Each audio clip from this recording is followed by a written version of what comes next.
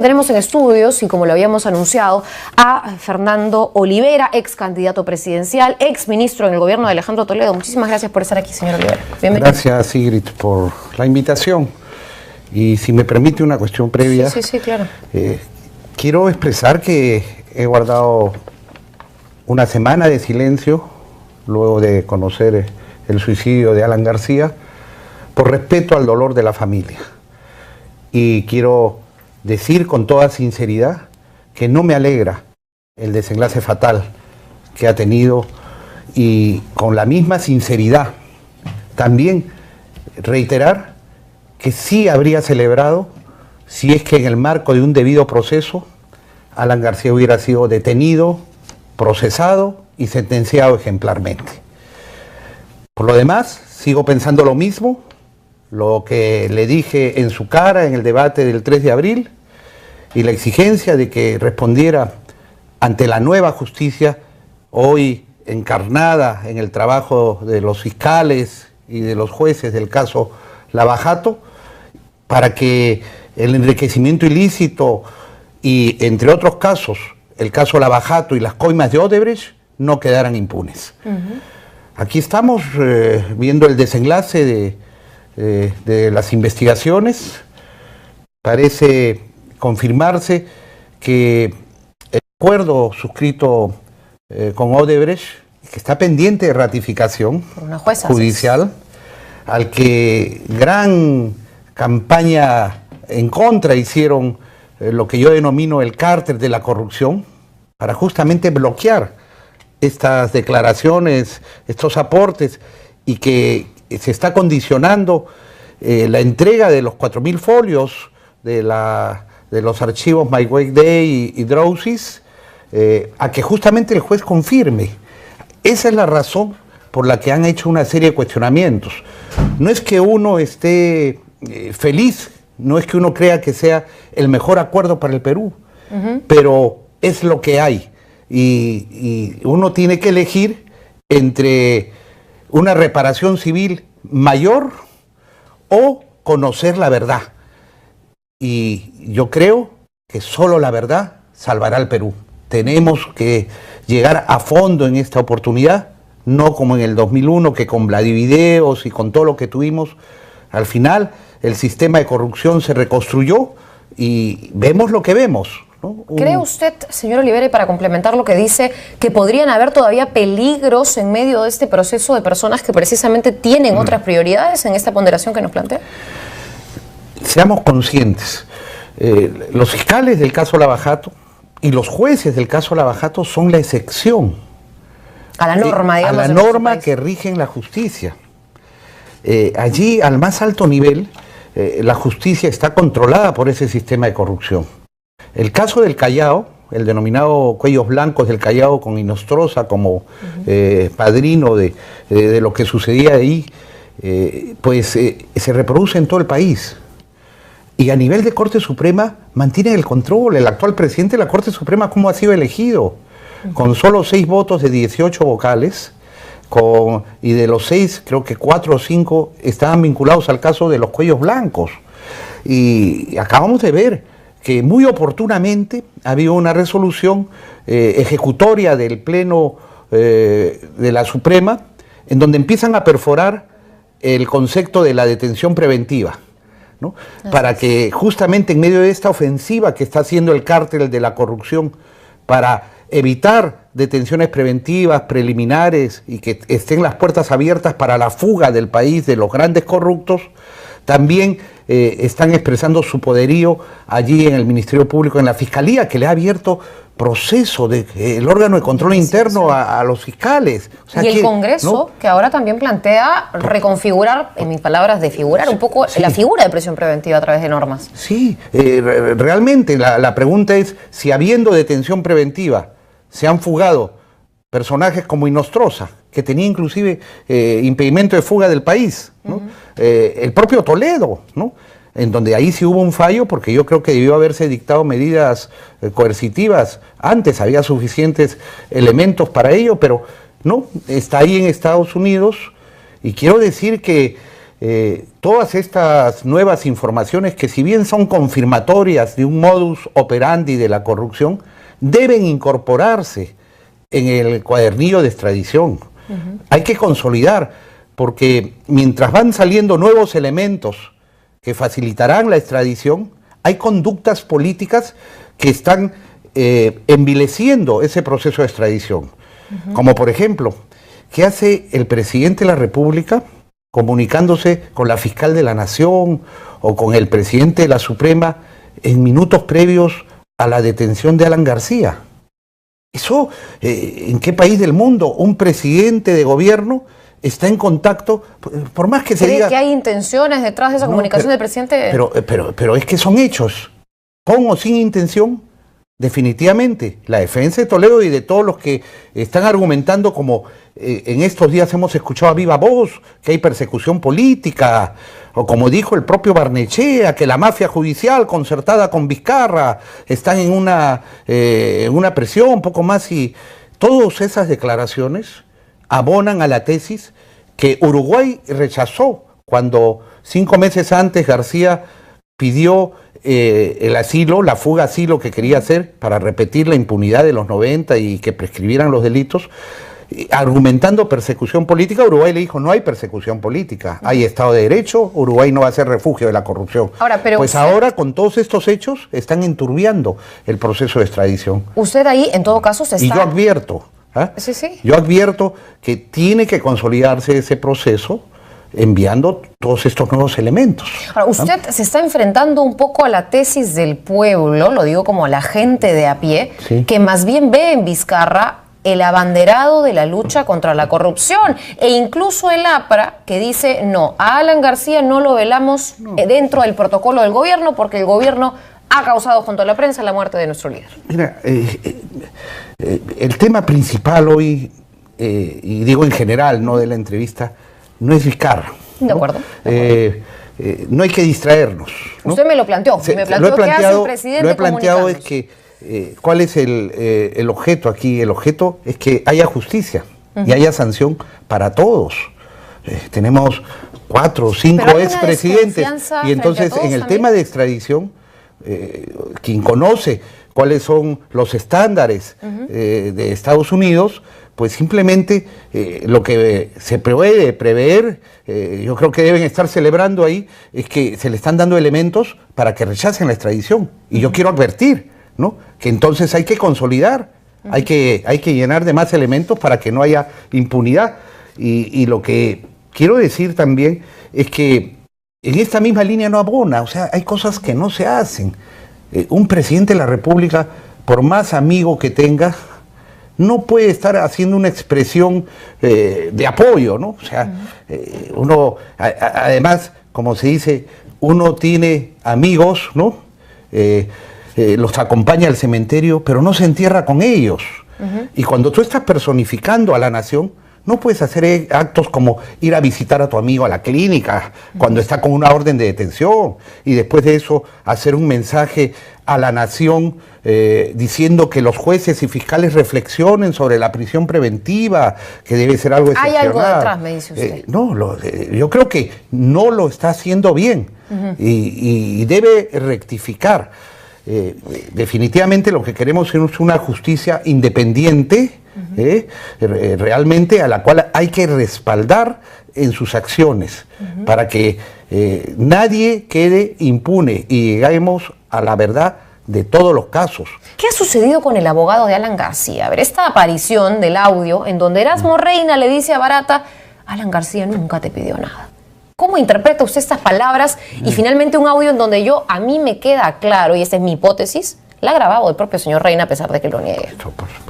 Son métodos mafiosos que lo que están buscando es intimidar al testigo, al que tiene que decir la verdad y que afecta a los intereses del cártel de la corrupción.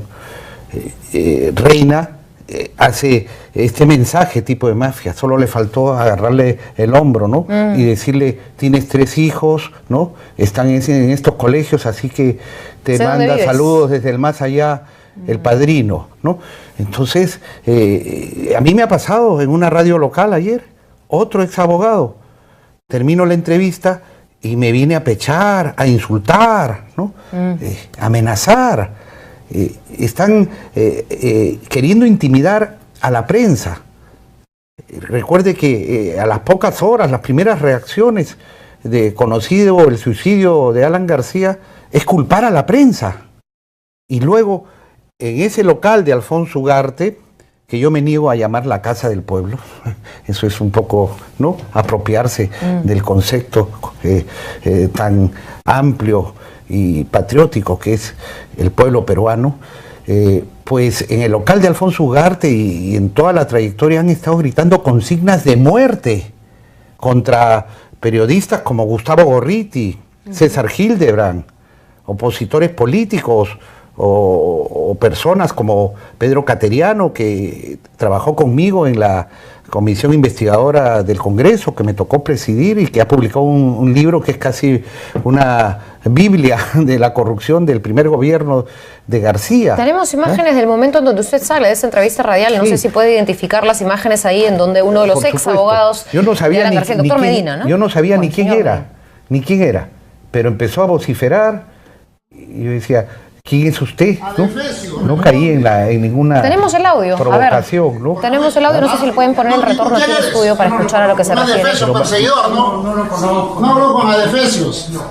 Siendo de afuera, embajador, viniste a presionar. Ah, sí, ¿quién es? Balbuciante. No sé quién es. Adefesio, responde. Pero a lo que voy, la conducta del abogado Reina, la conducta de este ex abogado, ¿no?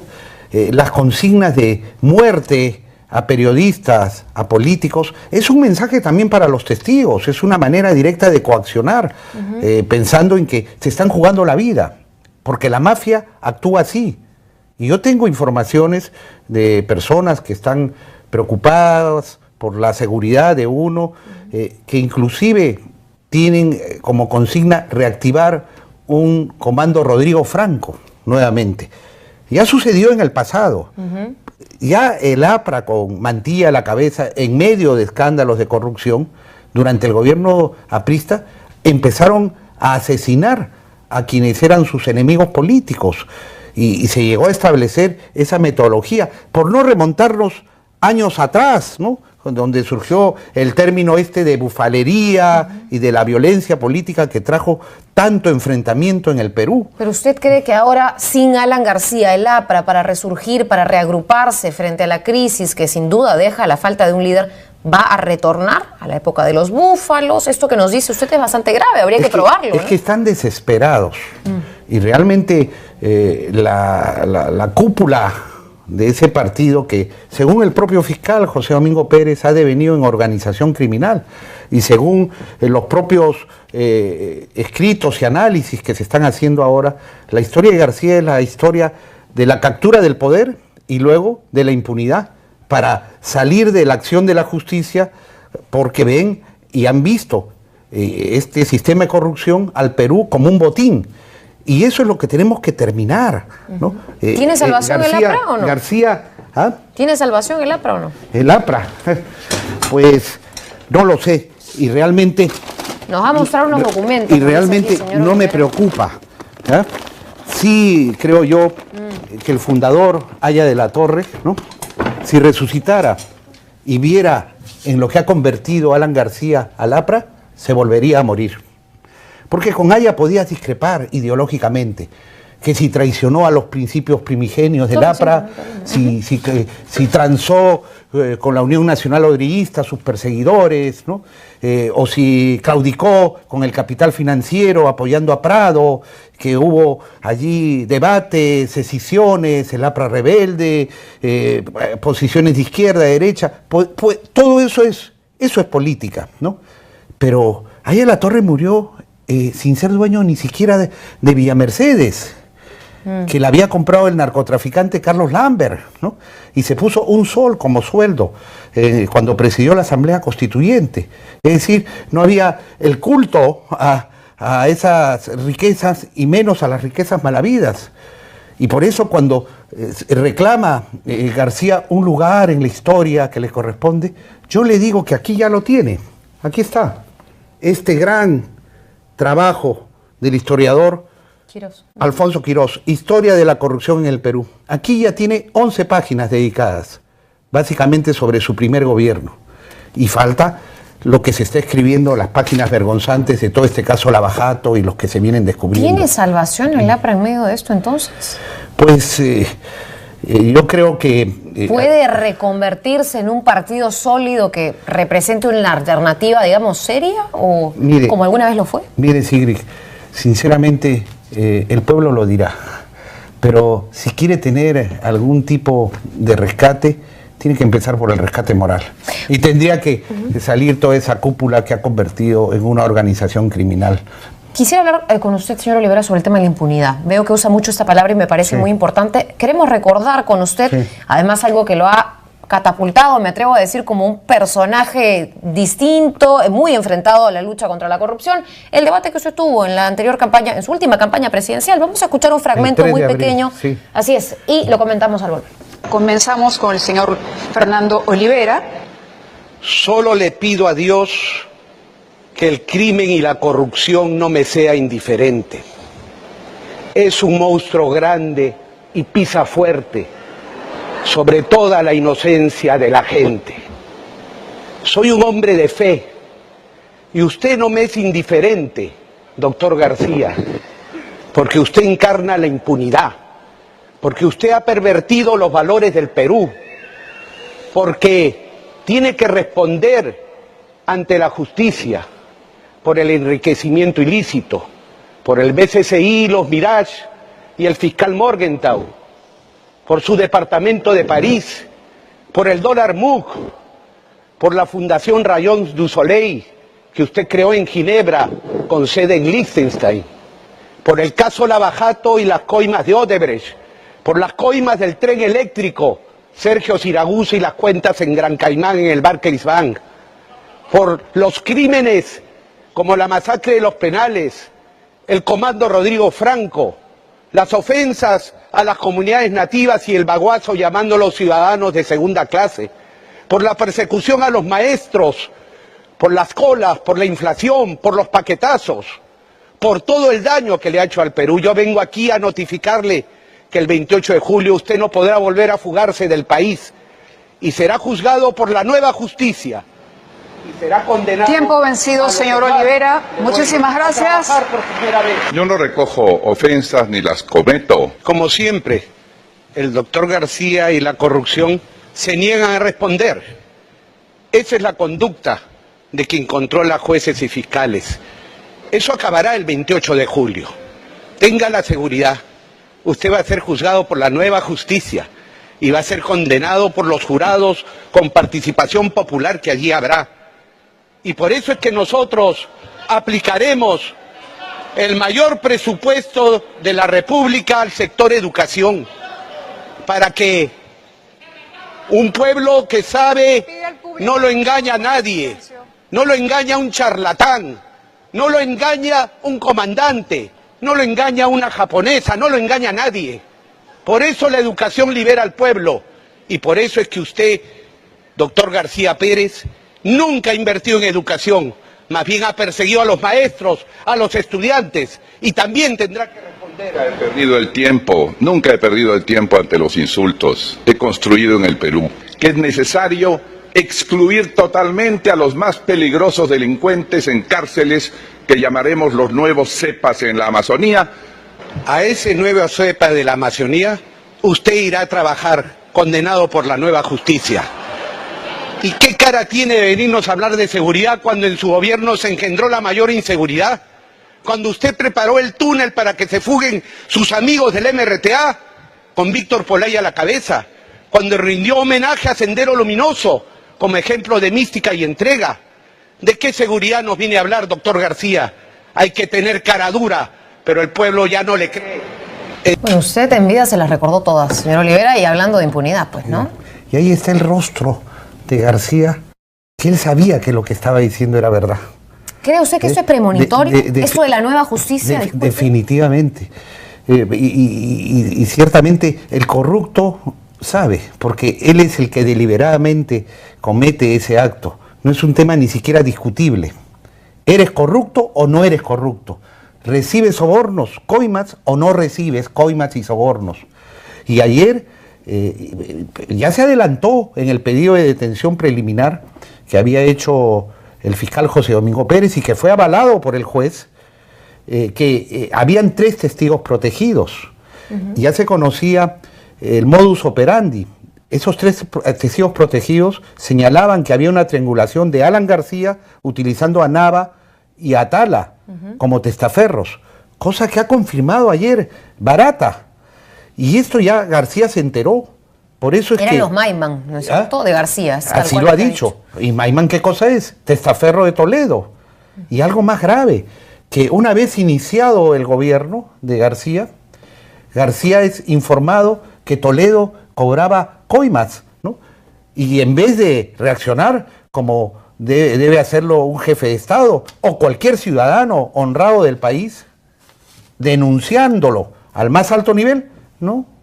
Se calla la boca para sorpresa de Barata, ¿no? Y más bien, dame la mía, igual que con Zanatti.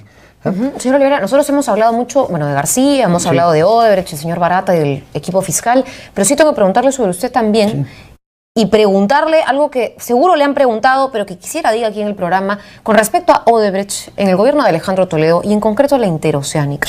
Porque usted, de alguna manera, y así se lo han dicho, le abre las puertas a la empresa, va a la Contraloría, así se lo han dicho. Por eso quisiera escuchar sus descargos. Se va a la Contraloría, había una ley que se crea para que Odebrecht, que tenía un litigio con el Estado peruano, pueda contratar nuevamente. Esa ley... Cuéntenos usted un poco qué le responde a sus detractores, que seguro también los tienen. Esto forma parte, pues, de la campaña del cártel de la corrupción, ¿no? Y tratan justamente de deslegitimar. ¿Usted cree que yo le podría haber emplazado a García en su cara por el caso Lavajato y las coimas de Odebrecht?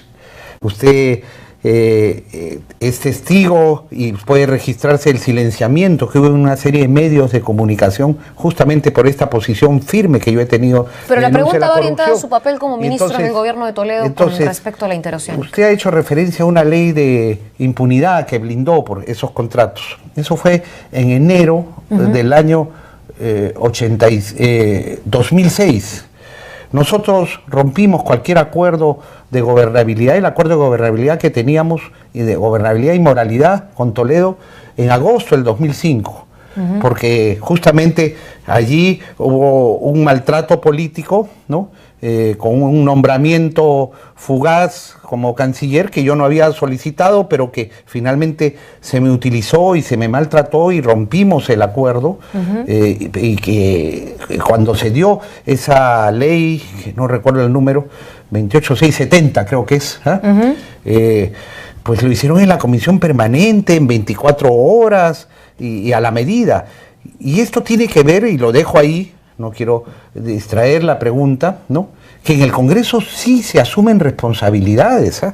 O sea, cuando dicen, no solamente es gobierno el que cuando recibe un aporte, que dicen que eso no es coima, pues cuando reciben ese aporte, colocan congresistas que al final terminan, por ejemplo, votando por unanimidad en una ley que blinda a Odebrecht, o dando informes de comisiones investigadoras que terminan bendiciendo a Odebrecht, o dando leyes especiales para permitir contrataciones directas. Pero ¿se arrepiente usted de alguna manera de haber estado en ese contexto como autoridad en el gobierno?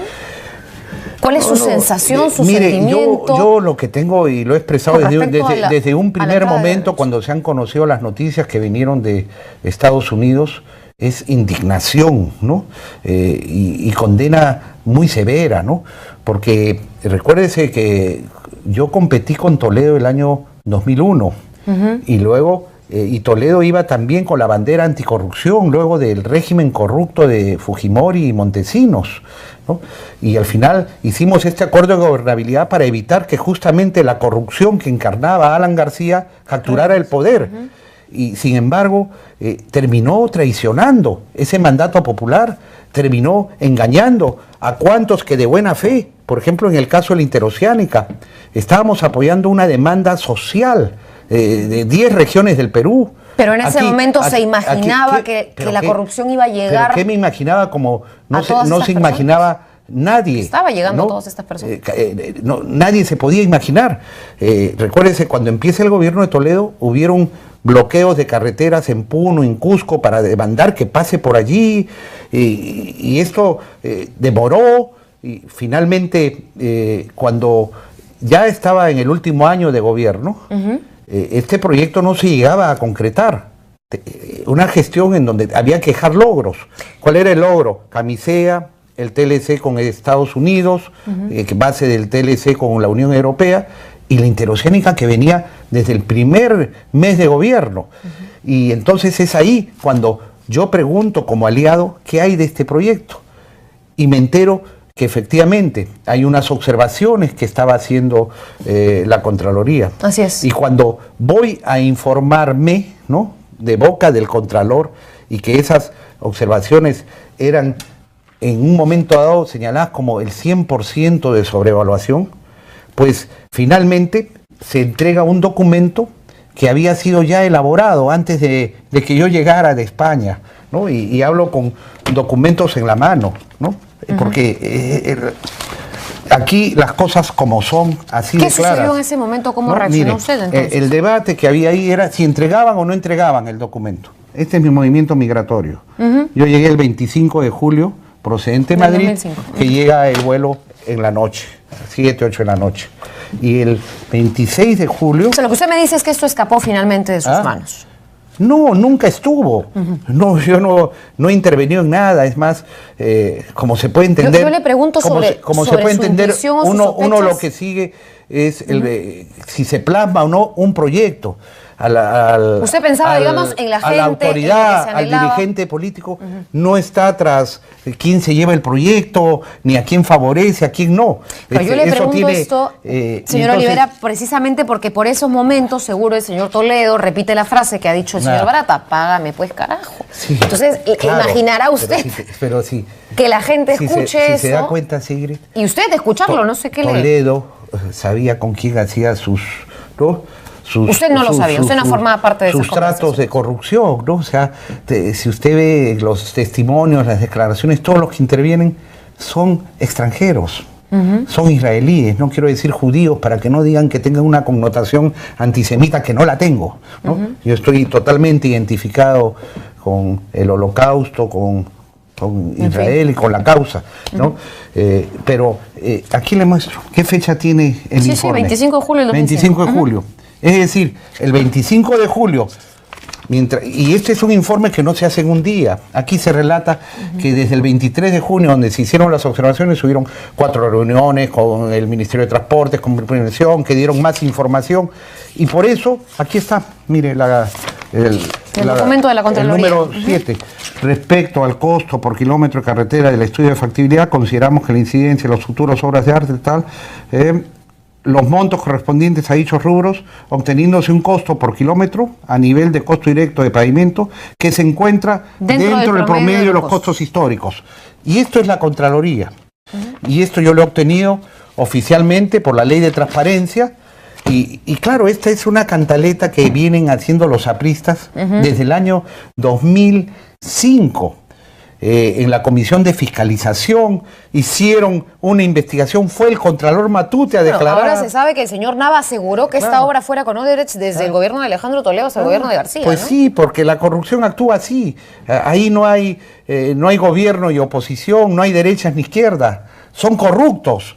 Y por eso es que ves que terminan las elecciones y están abrazándose y tienen un cordón umbilical, un mismo corruptor, que al final es el que termina armando no acuerdos de gobernabilidad, sino ahí acuerdos de corrupción, para que continúe el saqueo al pueblo peruano y al Estado peruano, al quien ven como un botín. Entonces aquí nosotros tenemos que reiterar nuestra condena, nuestro deslinde y nuestra demanda a que la justicia actúe y que deje desde el gobierno, desde el Congreso, desde todos los actores que se están dando armas, justamente para que puedan consolidar una inexistente persecución política que terminaría impidiendo una extradición. Bueno, tiene que entonces pagar el señor Alejandro Toledo por los delitos que habría cometido como el resto de personas, ¿no? Sin duda, nosotros lo hemos condenado desde un principio y condenado con mayor énfasis todavía, ¿no? Porque utilizó, como digo, a cuánta gente que estábamos trabajando con entrega a las causas. En este caso era la causa de unir 10 regiones del Perú y atender una demanda postergada por más de 50 años de los pueblos del sur. Para ir terminando, y usted me ha mostrado historia de la corrupción en el Perú, que por muchos años ha sido, yo creo, y podría agregarse la historia de la corrupción y la impunidad. ¿Qué cree usted que va a pasar? ¿Qué hito marca esta investigación de Odebrecht, el papel de los fiscales en cambiar esa historia de la corrupción? Yo creo que depende... ¿Van a salir más libros de eso o vamos a tener un libro de historia contra la impunidad? Yo creo que depende de todos nosotros. Depende de la prensa libre, de la prensa de investigación, que no se rinda, que no se someta. Depende de todos en general, que estemos movilizados, alertas, que no nos conformemos, que digamos, bueno, ya cayó este, ya cayó el otro. Hay que seguir hasta el fondo. Hay que ir hacia los corruptores también, porque los corruptores tienen impunidad. Acá está llegando ahora información sobre el Club de la Construcción, ¿no? ¿Cuántos hay ahí? ¿Hay algún detenido? ¿Ah? ¿Hay algún detenido? Los detenidos preliminarmente fueron liberados. ¿Hay algún, 2 integrantes de Graña Montero. Por favor, ¿desde cuándo se conocía esto? ¿Desde cuándo? Y los que conocieron se callaron la boca, no lo denunciaron, porque hay gente que lo conocía. Gente que era ministros, funcionarios, que de repente lo han dicho así políticamente en un momento dado, pero se formalizan las denuncias. Y entonces hay que entrarle a fondo, pero yo veo con enorme preocupación, por eso es que tenemos que ser vigilantes. Aquí, dentro del plan de impunidad, está que estas investigaciones lleguen a instancias superiores y, por ejemplo, terminen liberando a todos, porque la tesis de los abogados de la corrupción, sumada a los jueces supremos de la corrupción, pues es que, por ejemplo, el aporte no es delito. Usted lo habrá escuchado acá más de una vez. Sí, claro. ¿No? ¿En dónde está la contraprestación? Te dicen, ¿no? O que Keiko Fujimori no ha sido gobierno y por lo tanto, entonces, ¿de qué se le acusa? Así es. Señores, y usted ha mencionado que el papel de los congresistas señores, también sus jugó congresistas aprobaban los presupuestos con obras sobrevaluadas, las leyes especiales para contratar directamente, aprobaban informes de comisiones investigadoras para justamente santificar todo lo que hacía Odebrecht. Ahí está el informe Pastor. Archivaban informes que sí eran acusatorios, como el informe Serna, que Luis Alba Castro, siendo presidente de la Cámara de Diputados entonces, o presidente del Congreso, perdón, con una mesa directiva donde había priistas y fujimoristas, archivaron. Cuando le tocaba archivar al Pleno del Congreso, él lo archivó a nivel de mesa directiva. Bueno, y son cosas que vemos hoy en día, ojalá que vayamos aprendiendo. Ya vemos que ahí habían cientos de miles de dólares, millones, que van a los jefes y los jefes ordenan a sus congresistas, terminan votando, están los registros del Congreso, y yo creo que por todo ese sector falta todavía profundizar la investigación, mantenernos vigilantes, no rendirse, cerrar filas y tener mucha fe. Mucha fe. Muchísimas gracias, señor Olivera, por haber estado aquí. Un placer. Cuando usted guste, nuevamente retomaremos seguro la conversación a la luz de mayor información que nos llegue de Brasil. Muchas gracias. Ojalá que sea para mejor. Gracias a Fernando Olivera, ex candidato presidencial, ex ministro, por estar aquí con nosotros en el programa.